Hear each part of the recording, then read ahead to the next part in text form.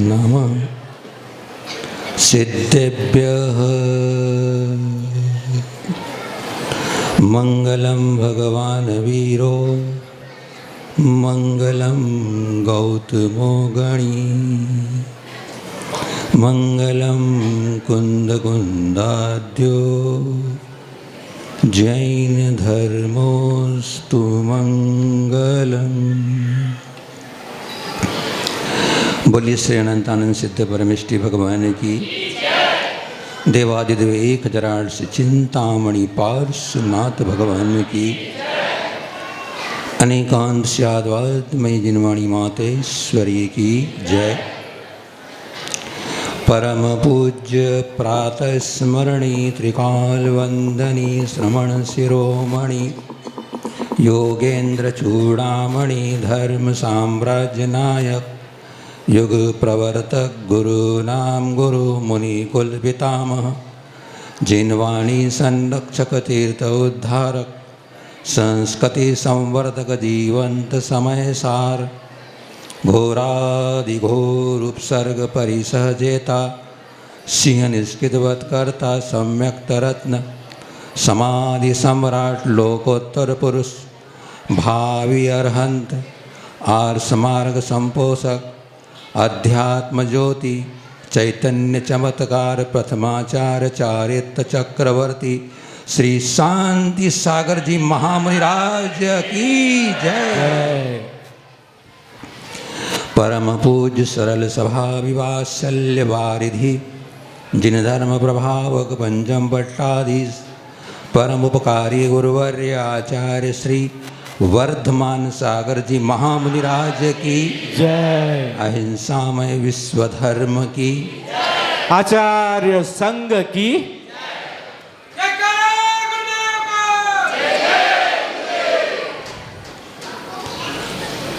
धर्मानुरागी भव्य आत्माओं, आज का यह प्रातःकालीन जो सूर्य उदित हुआ है वह पारसोला नगर वासियों के लिए सूरज का सूर्योदय हुआ है।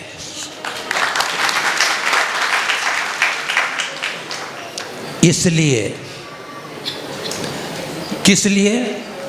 इसलिए कि आज हम सब की नेत्र पवित्र हो गए। आचार्य शांति सागर जी महाराज जिस आसन पर बैठते थे उनके दर्शन आज हमें हो गए।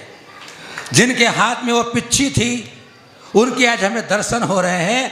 और जिस कमंडल से वे अपनी शुद्धि का काम करते थे वो हमें दर्शन करने को मिल गए। आज हमारे नेत्र पवित्र हो गए, धन्य हो गए। हाँ, इसके साथ आचार्य जब शांति सागर जी महाराज ने ताम्र पत्र पर यह काम करवा दिया और फलटन से जब विहार करने लगे तो फलटन की समाज को बोल के गए कि फलटन की समाज वालों सुन लो, मैं मेरे प्राण या फलटन में रख के जा रहा हूं, इसे तुम संभाल के रखना। ऐसे ताम्र पत्र जिसमें धवल रंगंत लिखा हुआ है, सिद्धांत ग्रंथ लिखा हुआ है, उसके हमें दर्शन और पूजन करने का अवसर प्राप्त हो गया। बंधु, आचार्य शांति सागर के ये प्राण थे धवल जय धवल, जो आज हमें दर्शन करने को मिल गए। और इसका सारा श्रेय जाता है कि आपको घर बैठे गंगा आ गई। घर बैठे गंगा आ गई। उस गंगा को लाने का काम परम पूज्य गुरुवर आचार्य वर्धमान सागर जी महाराज का है।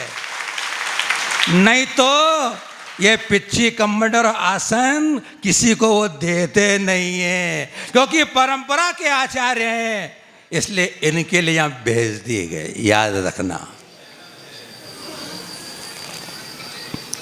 महानुभाव, ज़्यादा नहीं बोलूँगा क्योंकि समय नहीं है।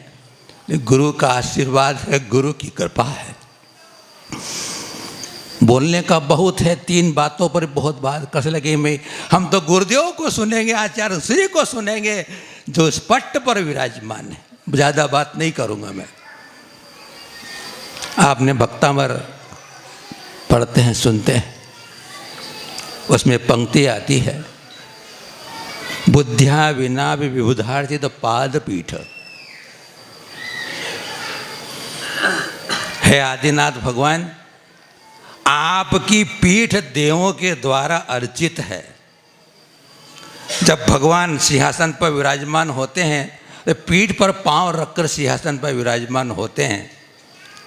तो वो जो तीर्थंकर प्रभु के द्वारा स्पर्शित की हुई वो पीठ देवों के द्वारा पूजित हो सकती है।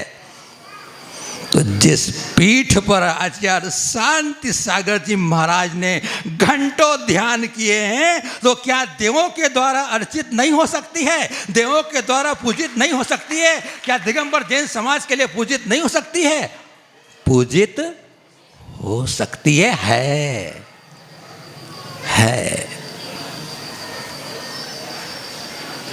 महानुभाव, ऐसी पीठ पर बैठने का अधिकारी सिंह वृत्ति वाला ही हो सकता है। सिंहासन है यह, और सिंहासन पर सिंह वृत्ति वाला ही महान आत्मा बैठ सकता है। और वह आचार्य शांति सागर जी महाराज सिंह वृत्ति वाले थे, जिनके सामने सिंह भी बिल्ली बन के बैठ गया था।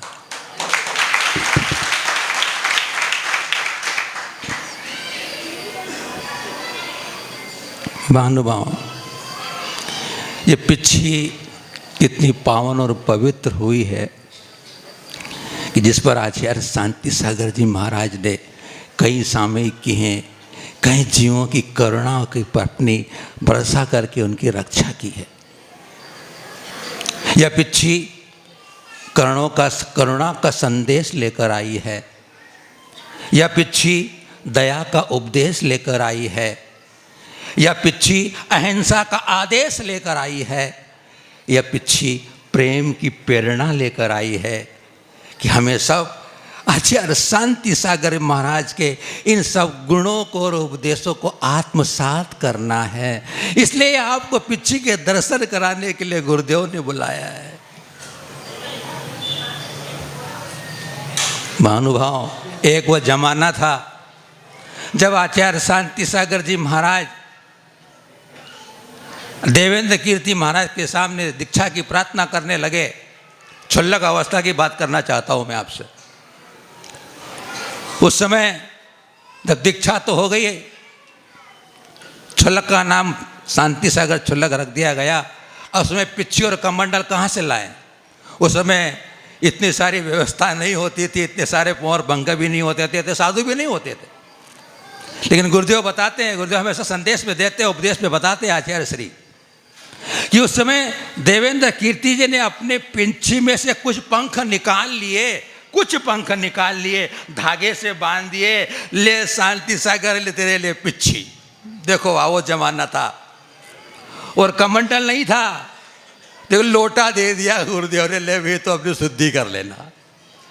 लेकिन अब आचार्य शांति सागर जी महाराज ने वो दिन देखे, और उनके बेटों के दिन देखो कैसे हो गए। कैसी बड़ी बड़ी पिच्छी, ये उनका आशीर्वाद है। बंधुओं, ये पिच्छी वंदनी क्यों है? जब आचार्य शांति सागर जी महाराज की संलेखना चल रही थी, कहाँ चल रही थी मुझे बताएंगे आप लोग? नाम बोलिए, जोर से आवाज आनी चाहिए, बहुत सुन रहे हैं आप लोग। हाँ, आचार्य शांति सागर जी महाराज की संलेखना चल रही थी। देश के सारे भक्त आचार्य शांति सागर जी महाराज के दर्शन के लिए उमड़ रहे थे। लाखों की, हजारों की संख्या में आचार्य शांति सागर जी 36 दिन की संलेखना करने वाले प्रथम आचार्य, इस धरती के देवता, दर्शन करने को अभिलाषी आचार्य शांति सागर जी शरीर से क्रस्त हो गए और वो बाहर आकर दर्शन नहीं दे पा रहे थे। उस समय आचार्य शांति सागर जी महाराज की पिच्छी को बाहर ला करके लाखों की संख्या में लोगों को दर्शन करा करके आचार्य शांति सागर जी महाराज का आशीर्वाद दिला दिया गया था। यह वह पिच्छी है बंधु। पिच्छी सम्यक दर्शन का कारण बन जाती है। और महानुभाव, कमंडल भूमंडल का बहुत बड़ा सिद्धांत है। कमंडल, आय से व्यय कम करो, आय से व्यय कम करो। टोटी छोटी होती है, ढक्कन बड़ा होता है। बहुत बड़ा सिद्धांत है भूमंडल का। इसलिए आप लोगों को सिद्धांत बताया कि ज़्यादा अगर खर्च करोगे और आय से ज़्यादा खर्च करोगे तो दुख पाओगे।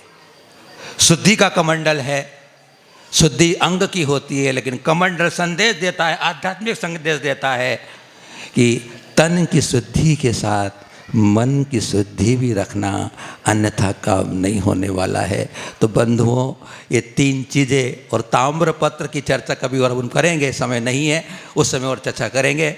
आप सबके लिए मंगल्य भावना है कि इस महोत्सव को, आप सबकी उत्सव और आप सबके इस माहौल से एक ऐसा आगाज़ जाना चाहिए, एक ऐसा संदेश देना होना चाहिए कि हम आचार्य शांति सागर के जीवन, आचार्य शांति सागर के जीवन को देखें, पढ़ें, समझें, अपने जीवन में आत्मसात करें, अपने जीवन में अपनाएं, अपने जीवन में उनको शांति सागर के लिए शांति कभी धारण करने का मन भी बना लिया करें।